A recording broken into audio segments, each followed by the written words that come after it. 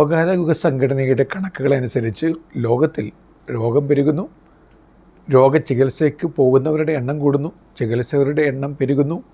മൊത്തത്തിൽ രോഗവും രോഗാലയങ്ങളും പെരുകിക്കൊണ്ടിരിക്കുകയാണ്. പണ്ടത്തെ ആളുകൾ നോക്കുക, അവർ എല്ലുമുറിയെ പണിയെടുത്തു, പല്ലുമുറിയെ തിന്നു എന്ന് പഴമൊഴി പറയുന്നത് പോലെ ജീവിച്ചു.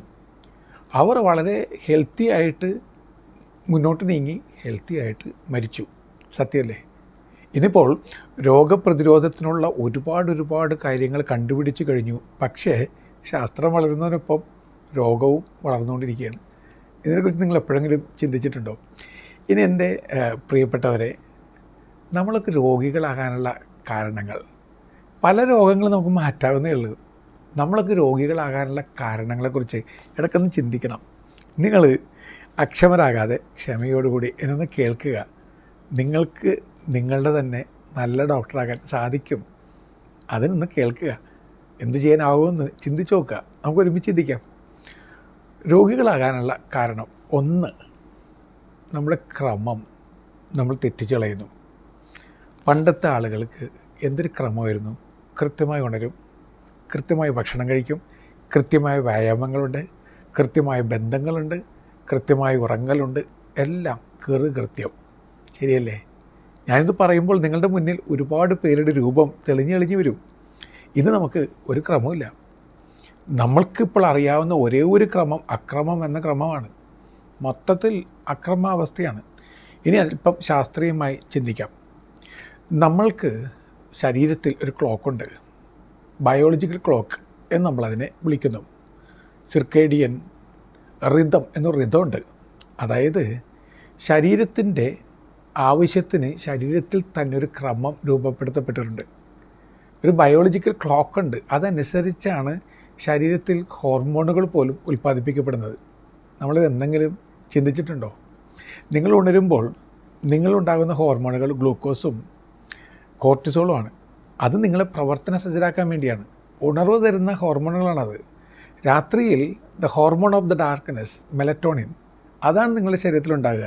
ഇനി നിങ്ങൾ രാത്രിയിൽ ഉണർന്നിരുന്ന് ജോലിയെടുക്കുകയും ഡേ ടൈം മുഴുവന് ഉറങ്ങുകയും ചെയ്യുമ്പോൾ നിങ്ങളുടെ ബയോളജി ക്ലോക്കിൻ്റെ പ്രവർത്തനം മൊത്തത്തിൽ താളം തെറ്റുന്ന അവസ്ഥയിലേക്കായി മാറിപ്പോവുകയാണ്. ഇപ്പോൾ ജോലി അങ്ങനെയൊക്കെയാണ്. പക്ഷേ രാത്രി ജോലിയില്ലാത്തവരും വെറുതെ ഉണർന്നിരിക്കുകയാണ്. ഇപ്പോൾ രാത്രി പകൽ എന്നുള്ള വ്യത്യാസങ്ങളില്ലാതെ എപ്പോഴെങ്കിലും ഉറങ്ങി, എപ്പോഴെങ്കിലും ഉണർന്ന്, എപ്പോഴെങ്കിലും ഭക്ഷണം കഴിച്ച് അങ്ങനെ പോകുന്ന അവസ്ഥയാണ്. ഈ ക്രമമില്ലായ്മ നമ്മളെ കൊടും രോഗികളാക്കി മാറ്റും. കൊടും രോഗികളാക്കും. ഭക്ഷണക്കാര്യത്തിൽ വല്ല ക്രമമുണ്ടോ? അപ്പപ്പോൾ തോന്നുന്നു, അപ്പപ്പോൾ കഴിക്കുന്നു. ഒരു കാര്യത്തിൽ നമുക്ക് ക്രമമില്ല. നമുക്ക് ശീലങ്ങളെല്ലാം മാറിപ്പോയി. പണ്ടത്തെ ആളുകൾക്കൊരു ശീലം ഉണ്ടായിരുന്നു. ആ ശീലം എന്ന് പറയുന്നത് ഇപ്പോൾ നമുക്ക് അറിയാനേ പാടില്ല. നല്ല ശീലങ്ങളൊന്നും ഇല്ല. ഇനി ദുശീലത്തെ നമ്മൾ ദുശീലമൊന്നും വിളിക്കുന്നില്ല. ക്വയറ്റ് നോർമൽ, ക്വയറ്റ് നാച്ചുറൽ എന്നാണ് പുതിയ തലമുറക്കാരൊക്കെ പറയുന്നത്. എന്ത് ചെയ്താലും താൽക്കാലിക സുഖം തരുന്ന എന്തും ഓക്കെയാണ്. പക്ഷേ താൽക്കാലിക ഭ്രമത്തിൻ്റെയും സുഖത്തിൻ്റെയും പിന്നാലെ മാത്രം നടന്നു കഴിഞ്ഞാൽ നീണ്ടു നിൽക്കുന്ന ദുഃഖം നമ്മൾ വിലക്ക് വാങ്ങുകയാണ് എന്ന തിരിച്ചറിവ് നമുക്കുണ്ടാകണം. ആ തിരിച്ചറിവൊന്നും നമുക്കില്ലാത്തതാണ് നമ്മുടെ ഏറ്റവും വലിയ പ്രശ്നമായി മാറുക. അപ്പോൾ ഈ ക്രമമില്ലായ്മയ്ക്ക് പരിഹാരമായിട്ട് എന്താ ചെയ്യാൻ പറ്റുന്നത്?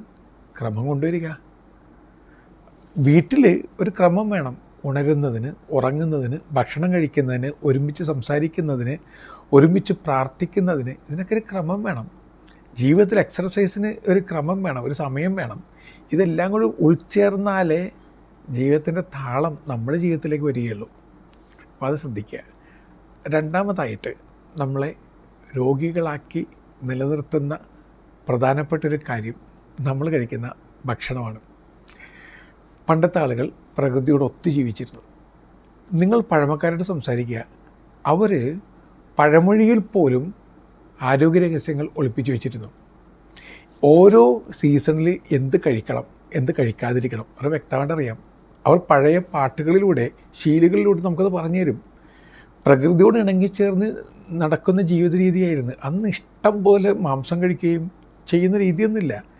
പ്രകൃതി വിഭവങ്ങൾ കൈ നീട്ടി വാങ്ങി അത് നന്നായിട്ട് കഴിക്കുമായിരുന്നു. ചവച്ചരച്ച് സമയമെടുത്ത് കൃത്യമായി പ്രകൃതിയുടെ നിയമങ്ങൾ പാലിച്ചുള്ള ഭക്ഷണക്രമമായിരുന്നു പണ്ടത്തെ ആളുകൾക്ക്. നമ്മളതിനെ സാത്വിക ഭക്ഷണം എന്ന് വിളിച്ചു.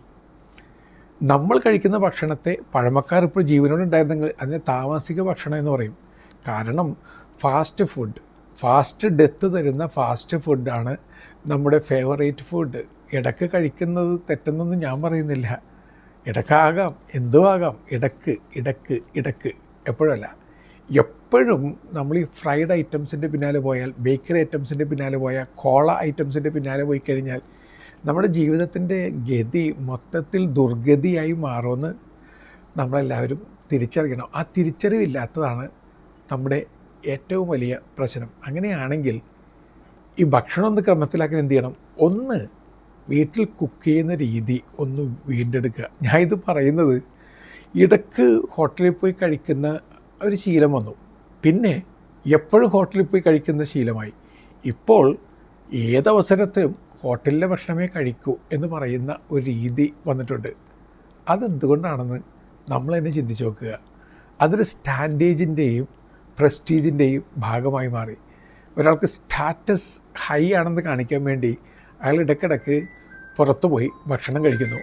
ഈ രീതിയിലൂടെ നമ്മൾ നമ്മെ തന്നെ കൊന്നുകൊണ്ടിരിക്കുകയാണെന്ന തിരിച്ചറിവ് നമുക്കുണ്ടാവുന്നില്ല. ഒന്നുകൂടി പറയുകയാണ്, ഫാസ്റ്റ് ഫുഡ് ഫാസ്റ്റ് ഡെത്തിലേക്ക് എന്നെയും നിങ്ങളെയും നയിക്കും.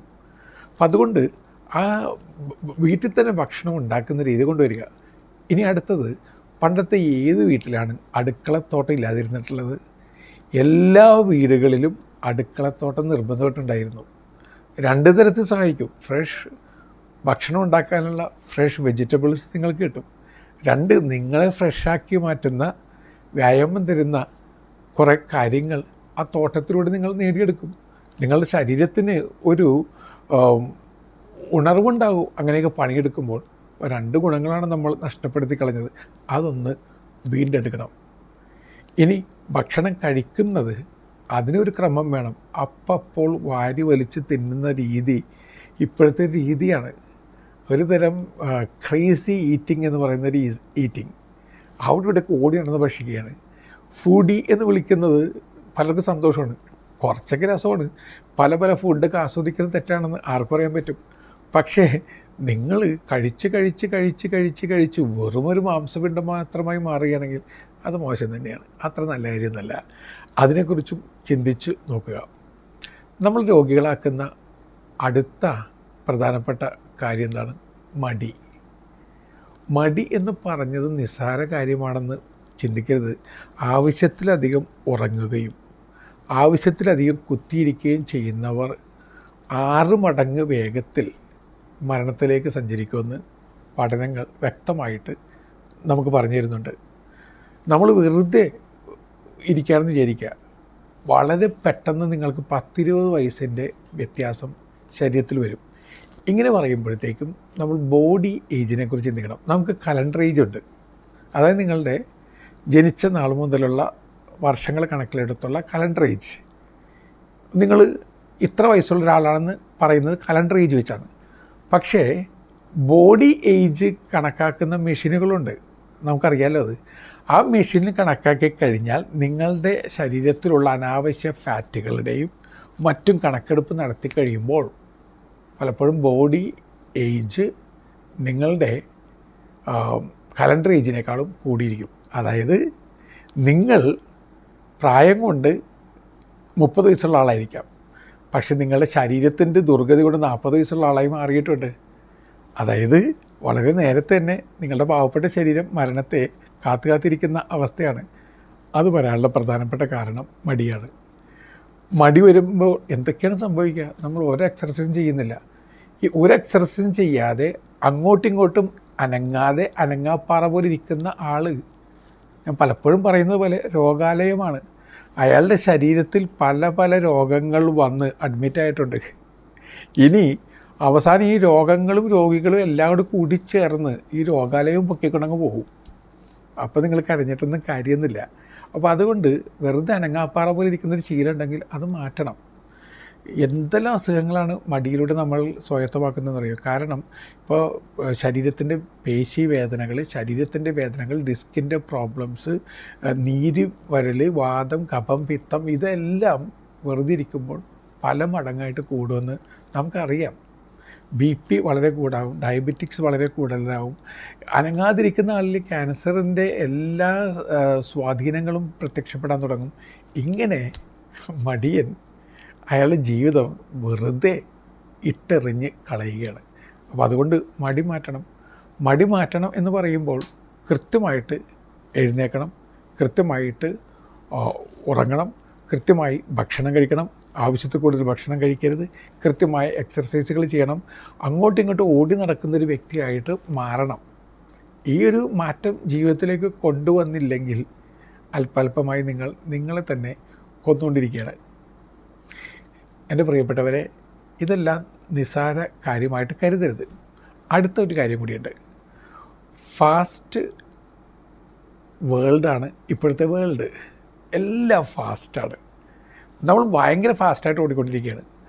ആലീസ് ഇൻ ദ വണ്ടർലാൻഡിലെ കഥാപാത്രത്തെ പോലെ ഏറ്റവും ഫാസ്റ്റായിട്ട് ഓടിയിട്ട് പോലും നിന്നെടുത്ത് നിൽക്കാൻ പറ്റുന്നില്ല. അപ്പോൾ സ്വന്തം ശക്തിക്ക് അപ്പുറത്തേക്ക് ഫാസ്റ്റായിട്ട് ഓടിയാലേ നിലനിൽക്കാൻ പോലും പറ്റുകയുള്ളൂ എന്നൊരു കഥാപാത്രം പറയുന്നുണ്ട്. എൻ്റെ പ്രിയപ്പെട്ടവരെ, നമ്മളുടെ ജീവിതത്തിലേക്കൊന്ന് തിരിഞ്ഞു നോക്കുക. നമുക്ക് സത്യത്തിൽ ചിരി വരും. എല്ലാം ഫാസ്റ്റാണ്. Fast result, fast solution, fast relation, fast separation, fast food, fast death, എല്ലാം ഫാസ്റ്റാണ്. സകലത് ഫാസ്റ്റാക്കി മാറ്റിക്കൊണ്ടിരിക്കുകയാണ്. പക്ഷേ ഇങ്ങനെ ഫാസ്റ്റായി മാറുമ്പോൾ എന്താ സംഭവിക്കുക? സ്ട്രെസ്സ് ഒരുപാട് കൂടും, നമ്മളുടെ സന്തോഷം ഒരുപാട് കുറയും, നമ്മുടെ മത്സരബുദ്ധി ഒരുപാട് കൂടും. മത്സരബുദ്ധി മൂലമുള്ള ദേഷ്യം, വൈരാഗ്യം, വെറുപ്പ്, സകല നെഗറ്റിവിറ്റികളും സകല ടോക്സിൻസും ഒരുപാട് ശരീരത്തിലും മനസ്സിലടിഞ്ഞു കൂടും. അങ്ങനെ വരുമ്പോൾ നമ്മൾ രോഗികളായി പോകും, പെട്ടെന്ന് രോഗികളായി പോകും. എത്ര പെട്ടെന്നാണ് നമുക്ക് വാർദ്ധക്യം വരുന്നത്, എത്ര പെട്ടെന്നാണ് മുടി തിരക്കുന്നത്, എത്ര പെട്ടെന്നാണ് നമ്മുടെ സ്കിന്ന് ചുളിഞ്ഞ് ഇല്ലാതായി പോകുന്നത്. ഇതൊക്കെ വലിയൊരു കാര്യം. ഒരുപാട് ഫാസ്റ്റായി പോകുന്നു. അപ്പോൾ എന്താ ചെയ്യുന്നത്? ഇടയ്ക്ക് ടേക്ക് എ ബ്രേക്ക്.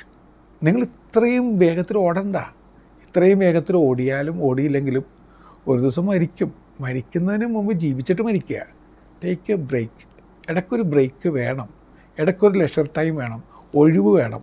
ഇടയ്ക്ക് മക്കളോടൊപ്പം, ജീവിത പങ്കാളിയോടൊപ്പം, മാതാപിതാക്കളോടൊപ്പം, സഹോദരങ്ങളോടൊപ്പം ചിലവഴിക്കാൻ നിങ്ങൾക്ക് സാധിക്കണം. അതിന് നിങ്ങൾ സമയം കണ്ടെത്തണം. ഒരു നല്ല സിനിമ കാണാൻ, കൃത്യമായിട്ടൊന്ന് പള്ളിയിൽ പോകാൻ, പ്രാർത്ഥിക്കാൻ. Take a break. അല്ലാതെ വെറുതെ പണിയെടുത്ത് അവസാനം എല്ലാവർക്കും പണിയെടുക്കുന്ന ആളായിട്ട് മാറരുത്. അങ്ങനെ സംഭവിച്ചു കഴിഞ്ഞാൽ നമുക്കെന്ത് ഗുണം, ആർക്കെന്ത് ഗുണം? അപ്പോൾ അതുകൊണ്ട് ടേക്ക് എ ബ്രേക്ക്. ഇടയ്ക്ക് ബ്രേക്ക് എടുത്തേ തീരൂ.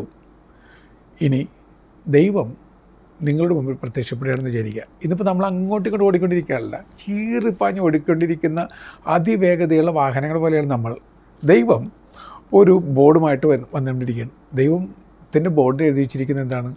സ്ലോ ഡൗൺ ആവുക, സ്ലോ ഡൗൺ. വീണ്ടും കവിത ഇങ്ങനെ നമ്മൾ ഓർമ്മപ്പെടുത്തുന്നുണ്ട്. Life's music is very slow, so slow down.